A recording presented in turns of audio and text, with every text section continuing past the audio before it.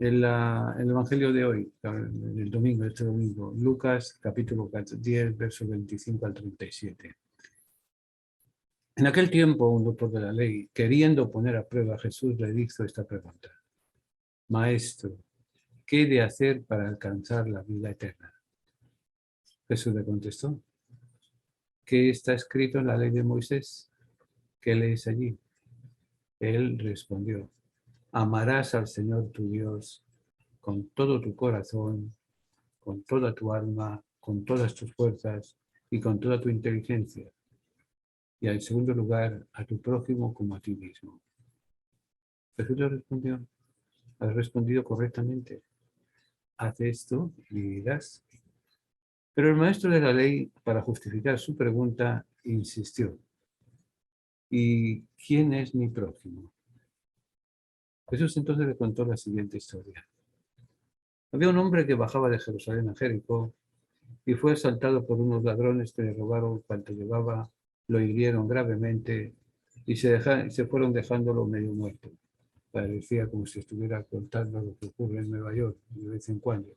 Que en el metro, en el subway, en el autobús, en la calle, nos caen a palos y a nadie le importa un divino. Pero bueno, casualmente bajaba por aquel mismo camino un sacerdote que vio al herido, pero pasó de largo. Esto también pasa en Nueva York. Muchos clérigos, muchos sacerdotes, diáconos, obispos, monseñores, monjas, pastores y demás, vemos el problema y cruzamos la acera, cruzamos para el otro lado. Pero esa es otra historia. Del mismo modo, un levita. Los levitas eran los empleados del templo. Recuerden que se llegó un momento, Moisés divide todas las funciones del pueblo de Dios. Hay una tribu que se va a dedicar exclusivamente a preparar la palabra de Dios, a preparar los sacrificios, a limpiar el templo. Eran los empleados de la iglesia, podríamos decir así, los levitas. Levitas porque pertenecían a la tribu de Leví. No tenían tierra, no tenían posesiones, simplemente el culto.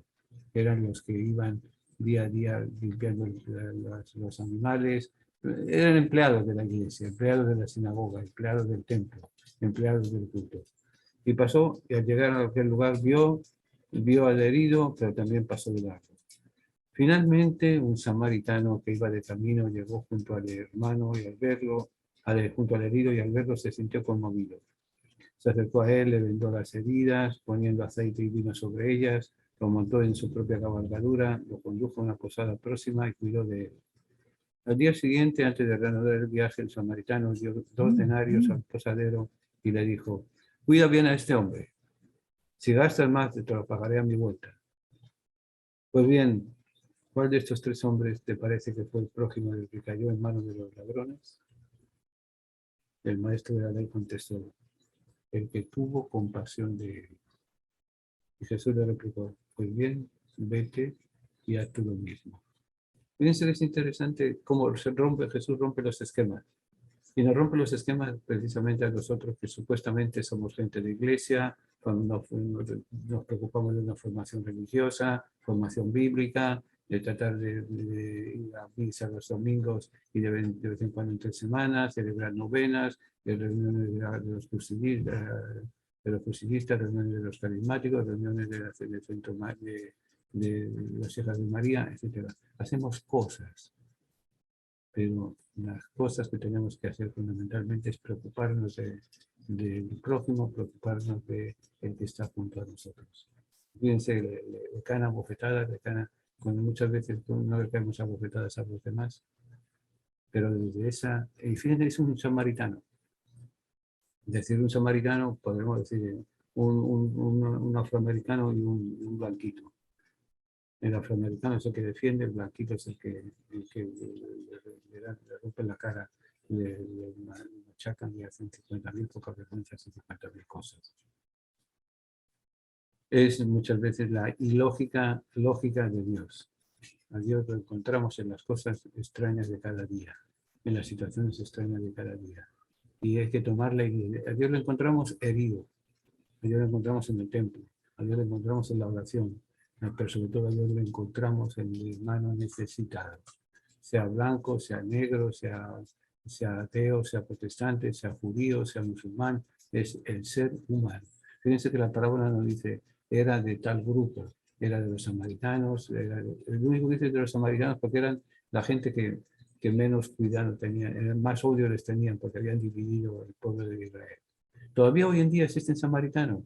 Hay unas 500 familias en Israel que viven sobre todo en la zona palestina y en Tel Aviv.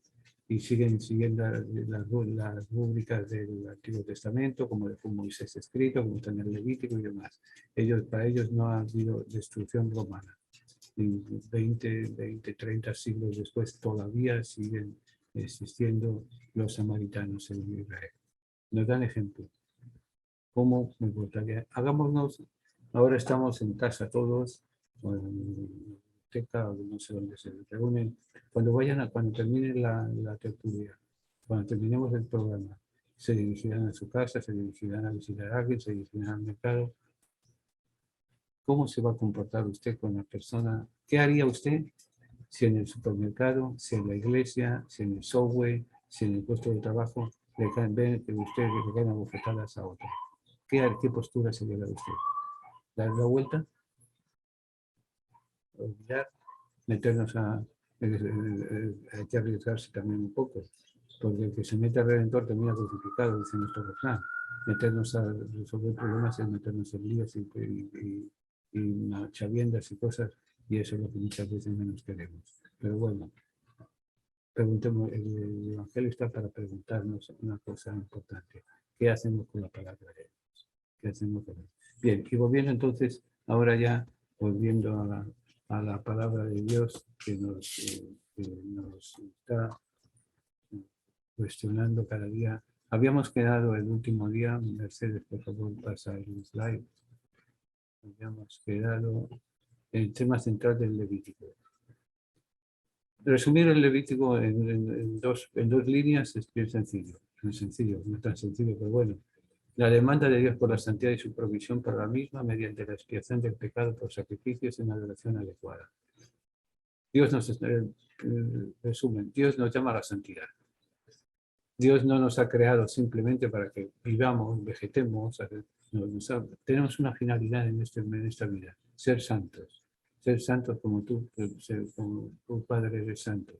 Eso es lo que nos pide el libro, la respuesta a la palabra de Dios. Y el Levítico va a dar las normas para la santidad. Como si fuera una fórmula de química. Echamos agua, echamos sal, hacemos un arroz con habichuelas. Echamos agua, echamos sal, echamos el arroz, echamos las habichuelas, lo ponemos y va a dar el resultado. Hacer cosas es lo que nos lleva a Dios. No. Lo que nos lleva a Dios es la santidad, el acercarnos a Él. La idea central del libro es todo el que quiera acercarse a Dios tiene que hacer esto. Las normas de conducta que tenemos que tener para ser santos. Porque yo soy Jehová, vuestro Dios, vosotros por tanto os santificaréis y seréis santos porque soy santo. Mónica, buenas tardes, padre, buenas tardes a todos. Buenas tardes, Mónica, bienvenida a nuestra tertulia de Descubriendo el siglo XXI desde la ciudad de Nueva York, con todo cariño, con todo respeto para las personas de Perú, de Puerto Rico, de México y de no sé dónde más. Pero bueno, ya. Gracias, padre. A su orden, Mónica. El capítulo 19, verso 2 del Levítico nos dice: habla a todos en la congregación de los hijos de Israel y dice: santos seréis porque santo soy yo, Jehová vuestro Dios. O sea, ¿por qué somos santos? ¿Por qué tenemos que luchar? ¿Por qué tenemos que actuar en la santidad? Porque Dios es santo, nos ha escogido para ser santos. Ser santos es el que cumple los mandamientos de Dios. Eso es ¿Y cuál es el mandamiento más importante? Lo acabamos de oír en el libro de Lucas con el buen samaritano. El que se preocupa del hermano abandonado. El que se preocupa del hermano, sobre todo y fundamentalmente abandonado, pisoteado, pateado. Y el libro de la santidad nos lo dice bien claro.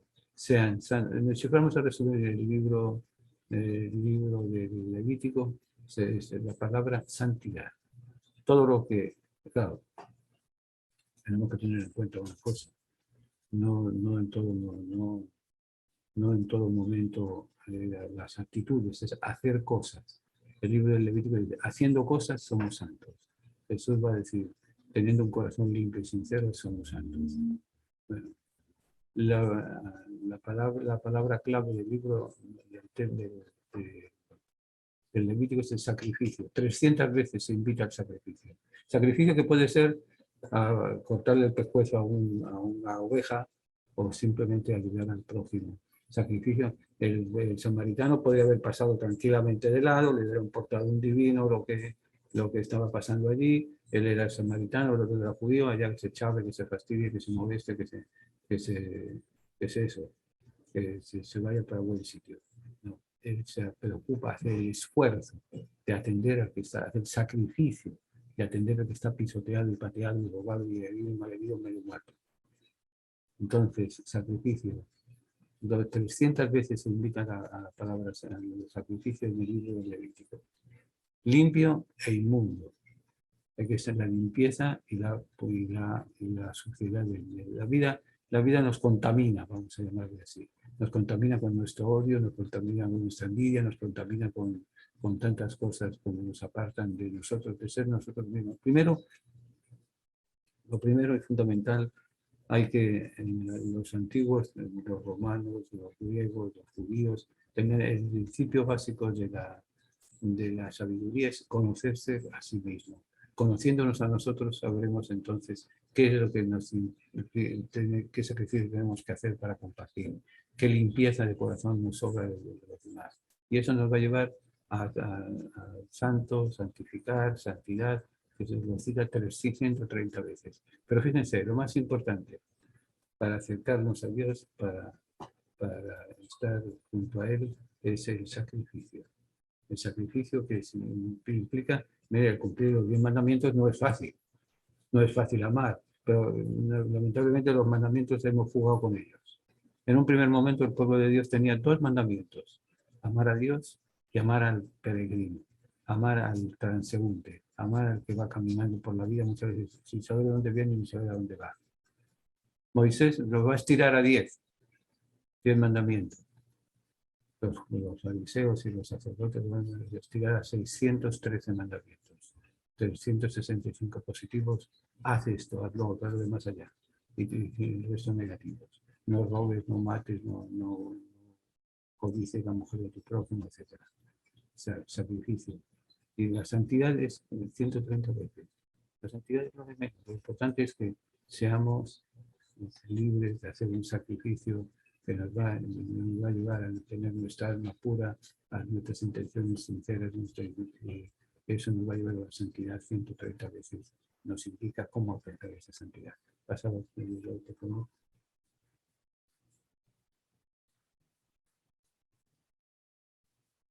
¿Qué importancia tiene en el día de hoy? Estamos hablando de julio del año 2022, o sea, estamos hablando de 2.000, 3.000, 5.000, 4.500, 5.000 años después. ¿Qué importancia tiene el libro del Levítico ahora? En primer lugar, el libro del Levítico nos explica el trasfondo religioso de Israel. O sea, cuando conocemos un país, conocemos la industria del país, los intelectuales del país, los artistas del país, la poca vergüenza del país, el trasfondo religioso del país. Por ejemplo, en la ciudad de Nueva York existen registradas 700 religiones distintas, desde el judaísmo al budismo, al sintoísmo, hay 700 religiones. Y religiones católicas, iglesias católicas, hay creo que son 70, 50 y pico, 60, no recuerdo el número exacto. Iglesia Católica Apostólica Romana, Iglesia Católica Apostólica Nacional, Iglesia de Palma de Troya. Seminario vamos a hacer sobre eso. Las iglesias de Nueva York, las iglesias de Estados Unidos, porque algunas son, todas las iglesias son corporaciones, entonces hay que saber en qué se van moviendo y qué están funcionando y demás. Ahora, trasfondo religioso de Israel. ¿Qué religión es la que Israel? Hablar de Levítico es hablar de la religión judía. Cómo se acepta, cómo se rechaza, qué es lo que hay que hacer, qué es lo que no hay que hacer y demás. Es indispensable para el entendimiento de la epístola de los hebreos. La epístola, la carta a los hebreos va a jugar un poco con el entendimiento del Antiguo Testamento, el sacerdocio del Antiguo Testamento, el sacerdocio del Nuevo Testamento. El sacerdocio del Antiguo Testamento es precisamente el del Levítico, el del Nuevo Testamento, el de Jesús de Nazaret. Ahora, nos indica que el libro nos va diciendo que hay principios de valor permanente, cosas que siempre van a estar, no importa que sea en el siglo V antes de Cristo o en el siglo XX después de Cristo. Principio fundamental, el valor permanente. Indica la forma como Dios trata con el pecado, cómo Dios maneja el pecado. Hay un refrán nuestro muy extendido y muy cierto. Dios odia el pecado, pero perdona al pecador. O sea, les da siempre una segunda oportunidad. El que comete el pecado no se hace solo. Para robar se necesita por lo menos uno. Para cometer actos impuros se necesitan dos. Para mentir se necesitan dos. Uno que miente, otro que escucha la mentira. Siempre la pérdida, el cumplimiento de los mandamientos en su inmensa mayoría necesita dos personas. Una siempre es Dios, la otra somos nosotros. Entonces indica la forma como Dios trata con el pecado. Nos va a decir, pues, si cometemos ciertas cosas, esas cosas nos van a apedrear, nos van a cortar la cabeza, nos van a cortar una mano, cómo Dios trata con el pecado. Ahora, también nos presenta la actitud de Dios frente a los problemas sociales. El ser humano, el judío, caso concreto, estamos hablando del libro del Levítico, del libro de la religión judía, cómo se enfrenta a los problemas, qué actitud Dios tiene ante los problemas sociales. Año sabático y jubileo de Blas. O sea, hay un momento que vamos acumulando penas, vamos acumulando nuestro pecado, tiene tal condición, tiene tal castigo, tiene tal cosa. Entonces, cada 7 años hay un año sabático, un año en que la tierra no se cultiva, para que descanse en la tierra y para que descanse el agricultor. Cada 25 años hay un jubileo, que es que las deudas grandes se perdonaban, era perdonar todas las penas habidas y por haber. O sea, la actitud de Dios frente a los problemas sociales, la actitud de perdón, la actitud de acogida. Hay también la actitud de Dios frente a los pecados de inmoralidad. Ahí va explicando cada uno de los pecados. Por ejemplo, acostarse con la mujer del prójimo es un pecado. O sea, hablando vulgarmente, ponerle los cuernos es un pecado. Entonces, da el pecado y la penitencia. Acostarse con la madrastra. Pues, miren, hay un problema, hay una ignorancia grande de decir que en la antigüedad se permitía la poligamia de muchas mujeres y demás. Lo que ocurría era lo siguiente, es el link entre Moisés y Josué. Moisés se muere, pues morimos todos, no hay vida de vuelta. Entonces tiene su sucesor Josué, Joshua. Joshua, ¿saben quién se llama Joshua? Jesús. O sea, nosotros usamos el nombre latino de Jesús, pero el nombre original era Joshua. ¿Por qué le ponen Joshua a Jesús? Pues muy sencillo, como le ponen Simón a Pedro, como le ponen Judas a Judas, porque en el momento en que Jesús nace, siglo I, hay lleva ya casi un siglo, y va a durar otro siglo, 3 siglos, de un sentimiento nacionalista muy importante. Este sentimiento nacionalista importante le lleva a los judíos a identificarse como judíos, y la mejor forma de identificarse como judío era tomar nombres judíos. Moisés es el salvador de las aguas. Josué es Joshua, Dios que salva. Joshua va a ser Jesús. Simón es otro de los hijos de Rubén, Simeón, Leví, Judá, Dan, Neftalí, Gad, Aser, Isaacar, Zabulón, José y Benjamín. Son los nombres, y Damaris, la hija de los hijos de Jacob, de la cabeza de las tribus. Y Josué va a ser Joshua va a ser el sucesor de Moisés, va a ser el nombre que Jesús va a tomar. Es el eslabón entre el Pentateuco y el libro de Josué. Del desierto a la conquista de Canaán, o sea, etapas. Llegada a Egipto, Génesis, liberación, Éxodo, salida de Egipto, santidad, el libro de la santidad, cómo pueblo, cómo vamos a organizar nuestra relación con Dios. Entonces, quiénes somos y dónde estamos. Nos vamos ahora a una etapa no de peregrinos, sino de combatientes. Ilustran los resultados graves del pecado y la incredulidad. Nos dice, miren, ustedes han pecado, y como han pecado tienen este castigo, este otro, este más allá. El desierto, el libro de los números, Josué y Caleb, la pelea que lleva 40 años. El caso de María y Aarón contra Moisés, porque hay un momento que muchas veces pensamos es en Moisés. Muchas veces la idea que tenemos díganme si no, la idea que tenemos de Moisés, en los que ya tenemos más de 15 años, nos acordamos en los años 50, hubo una gran película de Cecil B. DeMille, Los 10 Mandamientos, y el protagonista era Charlton Heston. Entonces toda esa cruz en el desierto, todo ese cruce del Mar Rojo y demás, es lo que nos trajo Hollywood. Entonces, todo era tranquilo, pero allí hubo sus peleas, hubo sus más y sus menos. La hermana de Moisés, María, y el hermano Aarón se levantaron contra Moisés, como diciendo, tú no tienes ni voz ni voto aquí, tú no mandas nada, tú eres un fulano de tal, tú eres un traidor, tú eres un tal, entonces, o sea, crean un ambiente de rebelión que va a capitanear Corea, Datán y Abilán, que construyen.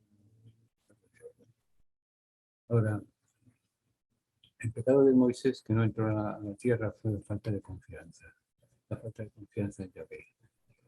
Cuando Yahvé le dice, él va donde Yahvé, Moisés donde Yahvé le dice, mira, se están muriendo de sed, no hay agua, no hay comida, me están cayendo, ojalá me hubiera quedado en Egipto, o sea, las lamentaciones de siempre.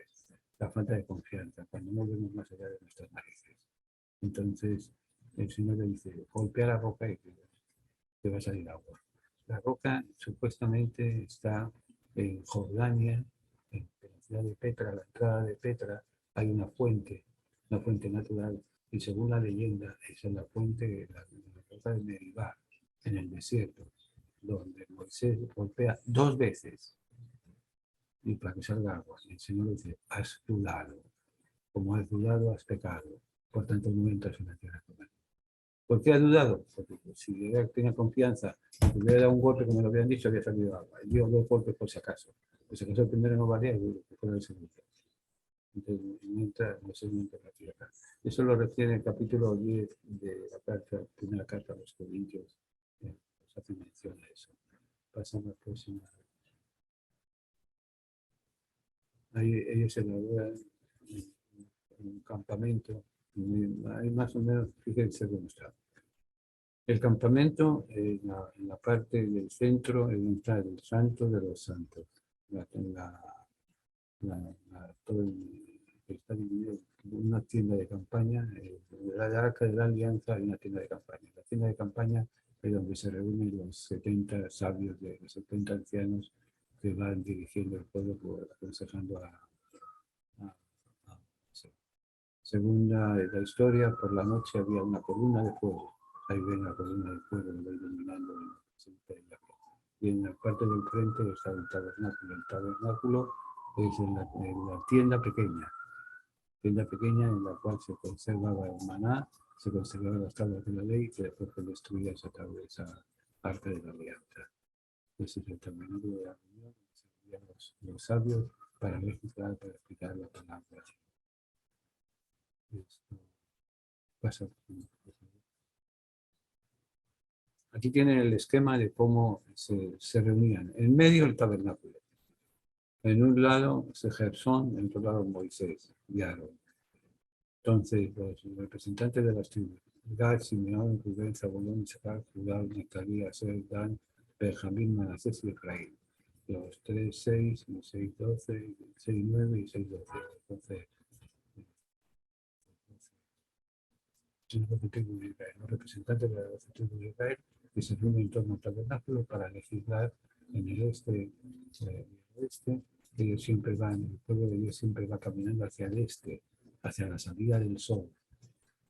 Y van buscando donde sale el sol, que viene de lo alto, hacia el salmo. de ahí donde van a ir poco a poco caminando. Pasan. Hay una serie de utensilios, el altar de los holocaustos, o sea, no cogían al animal y le degollaban sin más, no, había un altar de holocaustos. El holocausto significa la masacre de 100 bueyes, es un holocausto, una matanza grande. Que sufría de ofrecer sacrificios una vez en el año, no sé, para Yom Kippur, la reconciliación y demás.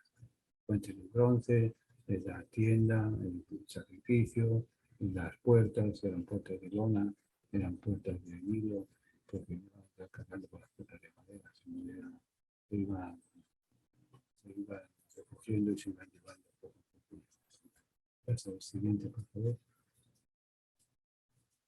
El lugar santo. El lugar santo había el candelero de oro, que según las leyendas está en Europa, está en los archivos vaticanos, según las leyendas. El candelabro de los 7 brazos. ¿Sí? Leonardo de los 7 brazos, la figura de los sacrificios, el arca del pacto, boletería de oro, etc. Esta es una cosa que pueden ver en cualquier enciclopedia o en cualquier ilustración de la Biblia que se venir pasa el siguiente. El último libro del Pentateuco es el Deuteronomio. La palabra Deuteronomio, bueno, los nombres de los libros los conocemos por la traducción que se hizo al griego. Pensemos que la palabra de Dios en un primer momento se transmitía de forma oral. Eran leyendas, eran historias, eran discursos, pero eran se dejaban a la memoria colectiva. Siendo después del destierro de Israel a Babilonia, a la vuelta es que deciden poner por escrito todas sus historias. Por eso no es extraño que, por ejemplo, en el libro de Génesis aparecen 2 narraciones de la creación y que algunas otras aparecen muerto uno y después aparece por otro lado vivo. ¿Por qué? Pues porque iban y se van a formar tres grandes fuentes. La fuente sacerdotal, la fuente deuteronómica, la fuente elogista. Elogista porque se llama Dios Elohim, el que es el santo.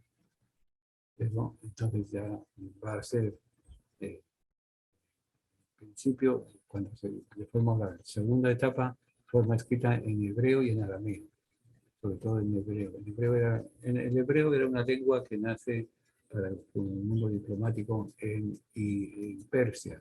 La actual Persia es Irán. Toda esa zona, siempre Irán ha sido el enemigo a temer, el enemigo poderoso, el enemigo que hacía de las suyas. El enemigo que incluso, cosa que Occidente pues, no se ha explotado mucho, una ignorancia grande, lucharon contra la India, con invasiones iraníes, el Persia e Irán es lo mismo. Pero era gran enemigo a combatir. Entonces, después del destierro se ponen por escrito en hebreo y en arameo. Pero, ¿qué pasa? Que el exilio lleva a la diáspora, a la emigración, a la diáspora, a la migración, a salir corriendo y no volver. Y se forman grandes colonias de judíos en la cuenca del Mediterráneo. Una de ellas, de las más importantes, es en Alejandría. Alejandría es una ciudad que queda en el delta del Nilo, en Egipto. Y allí hay una gran comunidad dedicada al comercio, dedicada a una comunidad judía que vivía en un mundo aparte. Pero entonces las autoridades tenían sus leyes particulares y demás. Las autoridades en un momento dado los aceptan, pero después ven con recelo que sea un pueblo que tiene pues, su cultura aparte, sus leyes aparte, su forma de actuar aparte, y pide entonces que se traduzcan las escrituras y las normas de conducta para saber de qué va la cosa, de lo que hablan, qué es lo que dicen, qué es lo que mandan, etcétera, etcétera, etcétera. Entonces ahí empieza la leyenda de la que buscaron en Israel 70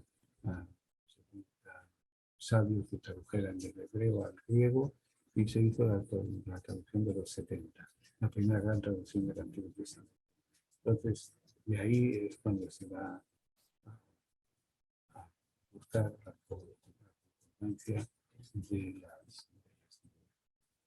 Entonces, el libro del Deuteronomio, el libro de las últimas leyes, son los discursos de Moisés. El primero, del capítulo 1 al capítulo 4, el segundo, del discurso del 4 al 26, el tercero, del 25 al 31, el cuarto, la misericordia, el capítulo 7 al 7 al verso 7, el capítulo 9 al verso 4 y 6. Y luego la obediencia trae bendición y la desobediencia trae condenación. Tema central del Deuteronomio. 3 discursos de Moisés a la nueva generación antes de entrar en la tierra prometida. O sea, están ya, el Deuteronomio nos coloca, después del libro de los números, el Deuteronomio nos coloca ya a la puerta de entrada a la tierra prometida, a la tierra de Canaán. Entonces Moisés va a dar 3 grandes discursos a la nueva generación antes de entrar a la tierra prometida. ¿Cuál es la nueva generación? La generación que ha nacido en el desierto. La generación, por ejemplo, para que nos entendamos.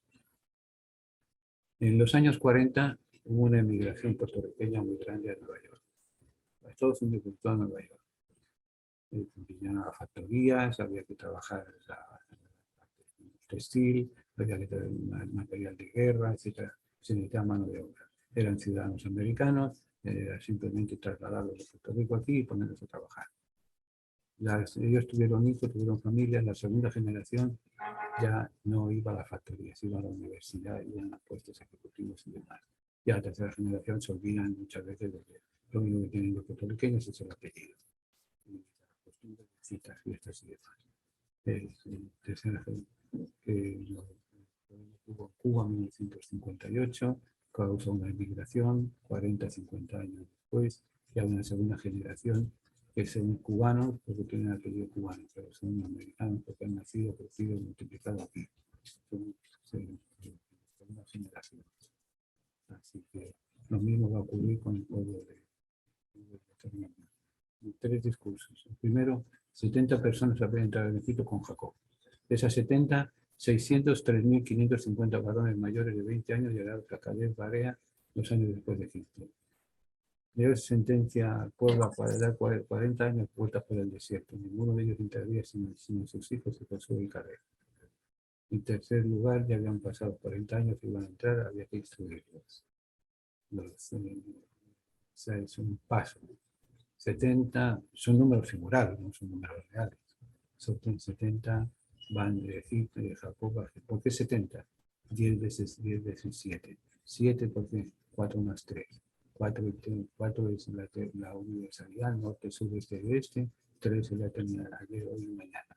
O sea, es la eternidad y la universalidad que se traslada a las puertas de Egipto, al corazón de Egipto. Allí durante 20 años se multiplican y llegan a Cades Barnea de Egipto 2 años después. 600.000, contando patas y cabezas y manos y pies, que eran tantos. Serían, o sea, los expertos dicen que es imposible. El número se calcula que serían 300 a 500.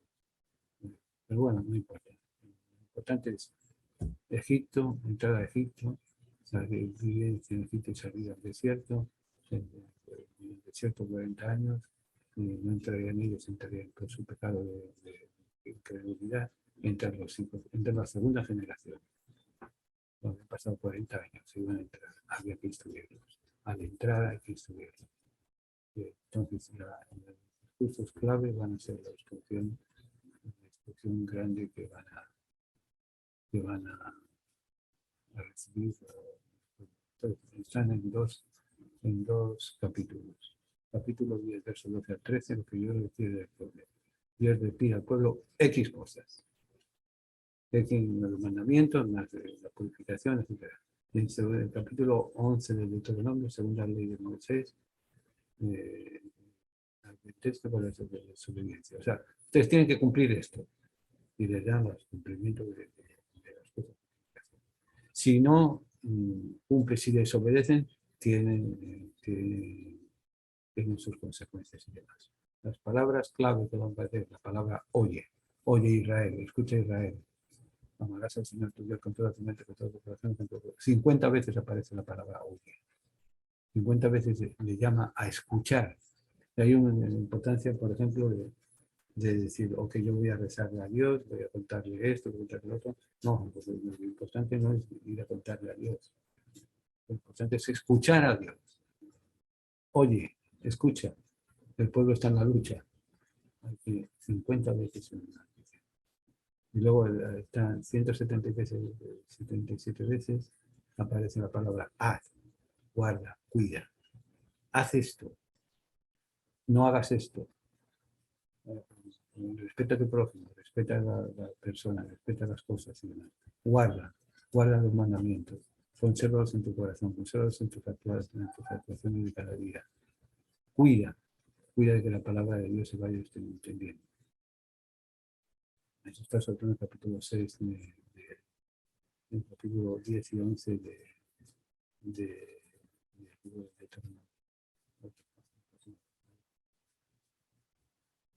¿Cuál es el propósito? El propósito va a ser triple. El propósito va a ser reconocer la obra de Dios preparándolos para la conquista. O sea, que un ejército, al fin y al cabo un ejército de muertos de hambre, pero un ejército, una masa entera de personas. Vamos a ponerle 5.000 personas. 5.000 personas hay que darles una disciplina, hay que prepararles para la conquista, porque no es decir llegar a la tierra de Canaán, a las puertas de Canaán, aquí estamos nosotros, pues nuestra cara linda, aquí en el medio, que tenemos al valle que se no. Es prepararle para el combate, prepararle para el enfrentamiento, prepararle para tomar la tierra prometida.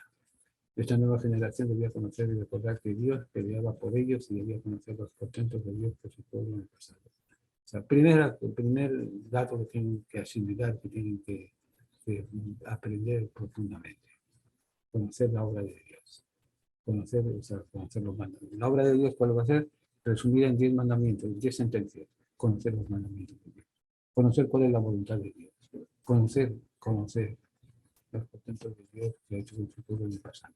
O sea, ellos han salido de Egipto, han tardado 2 años, 3 años, 40 años supuestamente en el desierto, 40 años es un número figurado.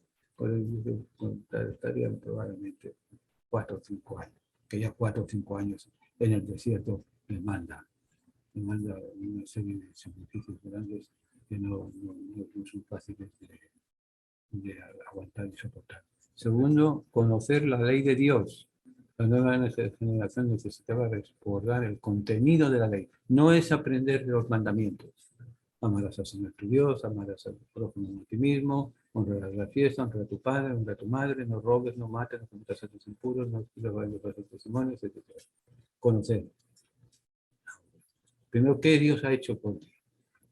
Me ha traído de la esclavitud, del ser don nadie, me llevó a Egipto. En Egipto fuimos un pueblo esclavo, pero soñando libertad, que era su ley. Nos ha llevado al desierto, hemos hecho un pacto, hemos llegado donde hemos llegado. Conocer lo que Dios ha hecho. Ahora, no basta solamente conocer, porque no se puede aprender la Biblia de memoria y listo. Es conocer, ahora ya la nueva generación necesitaba recordar el contenido de la ley. O sea, no decir, tenemos una ley, pero ¿qué dice la ley? Es lo mismo que nos ocurre, por ejemplo, hoy en día, es decir, que la iglesia dice, la iglesia hace, la iglesia tal, la iglesia cual. Es conocer lo que nos enseña la palabra de Dios, es conocer el contenido de la ley. Y entonces, la segunda, una vez conocida, porque podemos conocer, si nos dan un libro en chino, podemos leerlo, digo, si nos ponen con letras latinas. Si no, pues eso, nada. Nos dan un libro, me acuerdo de la primera clase de inglés que yo tuve cuando llegué a Puerto Rico allá en los años 60. Yo había estudiado en la escuela superior italiano y francés, que no había estudiado inglés. Entonces el profesor nos da un libro de 4º año para que sacáramos la lectura, las palabras que no sabíamos de una lectura de así, de tiempo haciendo varias veces. Estamos hablando de hace casi 60 años y todavía no acuerdo de la lectura. Entonces cuando Cuando el profesor que ya se han sacado las palabras, si no está el libro entero. Como que no le gustó y de ahí en adelante, en los 2 años que tuve el profesor, se puede imaginar que tuvimos muchas peleas un montón de veces. Pero bueno, es leer algo que entendimos. No es solamente leer, sino conocer, entender lo que Dios exige para la conquista de los principios de los futuros reyes, de los profetas, las bendiciones, todas las cosas en que hay que ir aprendiendo, conociendo y demás. Y en tercer lugar, aplicar la ley de Dios. O sea, 3 etapas, 3 propósitos. Conocer la obra de Dios. Conocer lo que Dios ha hecho por nosotros. Y eso, miren, lo que estamos viviendo en Estados Unidos, que están conectados ahora. Desde que salimos de nuestra tierra, hasta que llegamos acá, hasta el día de hoy, ¿qué es lo que Dios ha hecho por nosotros? Nos ha dado la salud, aunque tengamos ya achaques, como decía yo el otro día, hasta los 70 años, 70, 73, 72 años, estuve perfecto de salud, no pisé prácticamente un hospital, pero a los 72 años me han venido todos los males juntos. Hay que hacer la obra de Dios. Y es una enfermedad, pero me dieron la apoyo para poder llegar con la enfermedad. Conocer la obra de Dios. Segundo, conocer la ley. Una cosa es la obra, lo que Dios hace. En segundo lugar, la ley de Dios. La ley de Dios es tan sencilla como un mandamiento, uno solo. Les doy un mandamiento nuevo, que se amen unos a otros como yo les he amado. El libro del Levítico nos va a decir los mandamientos, prácticamente va a estar en toda la mente de todos los 10 mandamientos, hasta los 613 mandamientos se van a aprender y demás. Pero entonces, conocer la ley, conocer la obra, conocer la ley, y ahora, ¿de qué vale que va a la universidad, aprende a reparar computadoras y se dedica a barrer pizzas? No, necesita aplicar la ley de Dios. Hemos recibido, hay un dato muy importante, somos herederos de una historia, transmisores de una historia, la historia de Dios, la ley de Dios. Eso nos va a ayudar a conocer, poder, el contenido de la ley, entender lo que Dios exigía por la conquista, los reyes, las profetas, las bendiciones, la obediencia, etc. Conocer la obra, conocer la ley y aplicar la ley de Dios. ¿Qué bastaría conocer la obra si no pasan por alguno más? La importancia del libro de la actualidad, el Nuevo Testamento significa directamente el Deuteronomio más de 40 veces solamente por el libro de Salmos y el libro de Isaías. Jesucristo citó el Deuteronomio en cada ocasión que fue tentado por Satanás. El libro del Deuteronomio se baja los Salmos y que leía Isaías revela mucho los atributos de Dios. Nos dice que Dios es santo, Dios es el único, Dios es celoso, Dios es fiel, Dios es amoroso, Dios es misericordioso, no tolera el pecado, etc. El libro de Deuteronomio es el quinto libro, el último libro de Pentateuco. Bien, también hay algunas slide más. Estos sermones de capítulo, recuerda, revisión de la historia, capítulo 1 al 4, hacer exposición de la ley. 4 al 26, pon atención, profecía del futuro de Israel, 27 al 34. Exhortación a la libertad de Jehová y la advertencia contra toda tentación.